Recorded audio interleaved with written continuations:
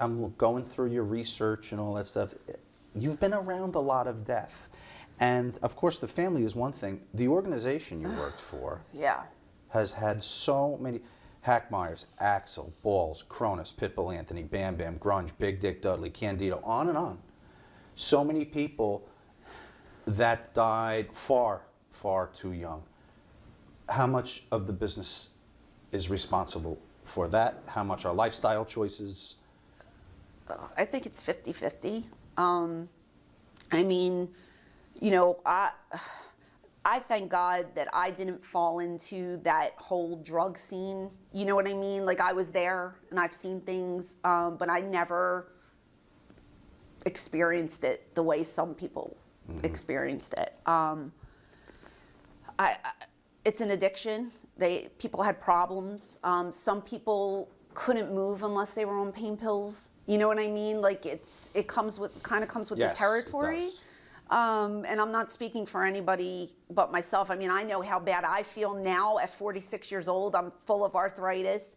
The guys did like 100% more than I ever did. So I'm not judging them for taking pain pills or drinking or whatever they do. I just feel like we didn't have strict rules and we didn't have like a wellness policy. Right. It's kind of like, Because you see other athletes. I mean, the NFL, and these guys take a beating in the NFL too, and rugby, no pads, it's ridiculous. Yeah. There is not the mortality rate in those other sports that you had in wrestling. And they would say, well, entertainers use drugs too, musicians use drugs. I would still put the numbers per capita in pro wrestling up against entertainment, music. It's disproportionately high. It really is. it's a hard lifestyle to live too, because number one, you kind of think you're above the law. You think you're a rock star. You're out there 4 or 5 nights a week. You get to be with your friends. You're kind of living a different life, and then you go home to reality. So some people just like to party a little more when they're on the road, and unfortunately, some people took it way too far. But I don't think it can be understated, and I've talked to Shane Douglas about this too, who's open about his pain pill addiction too. The introduction of pain medication is really what threw this completely out of whack. Harley Race, all these guys were crazy out on the road, but they weren't dying at 45, Yeah. 40.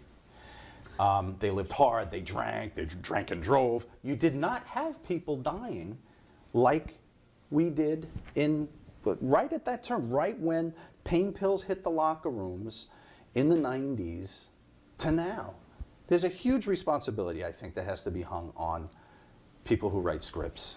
Oh, for sure. I mean, doctors were giving them out like candy at one point. A lot of the guys just had bottles full.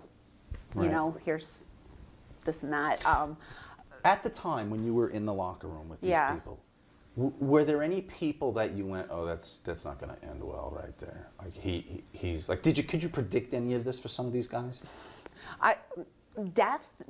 No. I mean, look, I don't know what was said in interviews past. I've seen a lot of stuff. I used to just say, you know, I don't think that's a good idea, but nobody would listen to me anyway. So you do what you want to do. But I mean, I've seen. I'm not going to name names, but I've seen one guy. There, Newbane was kind of. Saturn used to shoot it under his tongue.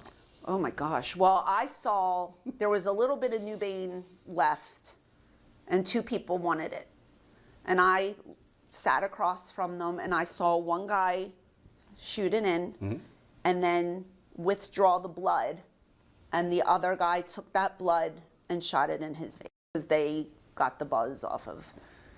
Yeah, and that's the weirdest thing I've ever and I was just like, because I don't remember where we were, but I remember there were lockers, and you know how like in the locker room there's like benches. So they were on a bench here, and then I was sitting across from them, and I think I was putting my shoes on or boots or something, and I was just like, my mind was blown. I was like, and then they said we didn't have enough for both of us, and I was just like, whoa. And that was the weirdest, craziest thing I've ever seen in my life. Perry Saturn. No. It was not Perry Saturn. Let me tell you the weirdest thing Perry Saturn told us he did. Okay. He said, it might have been at the Travel Lodge. Oh, things happen there all the time. He said they put a slip and slide down the entire length of the hallway. They put a rat down at the far end. Scotty held her legs open. Oh. Perry strapped the dildo on his head and slid face first on the slip and slide down the hallway. How about that? How about that? For depravity. I didn't see that one, but we did have a girl. we had a girl come in for a tryout. And she went into the guys' locker room and took a cigarette and put it in her vagina and smoked the cigarette with her vagina. And then Was this part of the tryout? Did Paulie ask it her was that? not part of the tryout. But then she came like kind of crying and she said, I didn't mean to disrespect you. And I said, you disrespected yourself. You didn't disrespect me. Yeah. Like I took offense. I didn't see it. Like I remember balls running out saying, she's smoking it with her pussy, blah, blah. And I'm like, oh, gross. And what gimmick would you have given her? What would her name have been? We could we could have a lot of fun trying to come up with that name right now. We could have did like a Pussy Willow or Pussy Willow's good. Something. Oh, well, that's already Smokey taken. the Snatch. Could that work? No? I don't know. Let's get back to serious stuff like Sorry, the that just premature popped in my deaths of head. professional wrestlers. Sorry. For Christ's sake. Now you said it yourself, and I started the show with it. You never got caught up with this. You spent as much time in ECW locker rooms as every one of those names I've said for the full run, and you never get caught up. Why? You know, I mean, the most I ever did, I would maybe take one Percocet with like a beer. And just to get like a little tiny buzz, and I did that. Relax there, Scott That's Hall. a crazy, yeah, that's crazy. Although one night, I don't know if this is public or not. It is now. Well, one night we were at a club. I drank Long Island iced teas. I liked a couple Long Island iced teas. And I wasn't like an alcoholic, but I would have a couple beverages if we were done drinking. And I remember Tammy saying, oh, take these. And she put like 5 Somas in my hand, and I never took Somas in my life, and I took them because I was kind of inebriated. And but I remember the whole night. I should have died thinking about it. Like I should be dead right now. That's the most pills I've ever taken in my life was because of her and because I had those Long Island iced teas. I was kind of loopy. And then I remember being in the club, and then we went outside and we got in our convertible, and a redhead was there. And I don't know how she got there. And to this day, she's probably a ghost. But A worker? No. she was an indie worker, but she didn't come to the club with us, and she didn't leave with us. She appeared in the car. She's your special And so friend me and that you see when you take Tammy 5 Somas. Tammy and Chris know her. Oh, okay.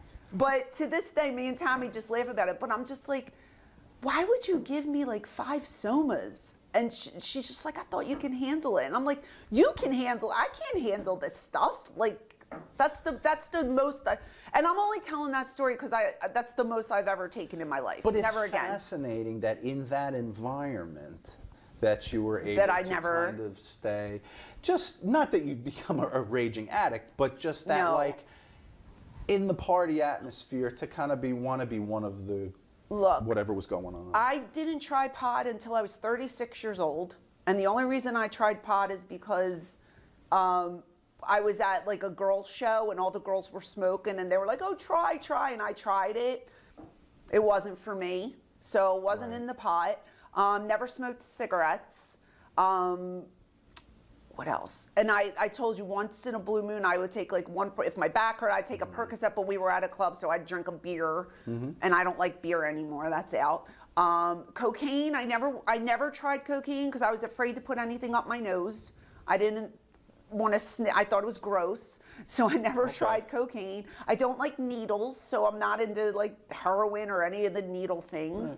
I don't even know what else is out there. I don't know what crack is. I don't know how to take, what is crack? I don't even know how to take it. Call New Jackie. Do you, yeah, so I never did, I never really, I never really did anything. So you survived the maze of ECW.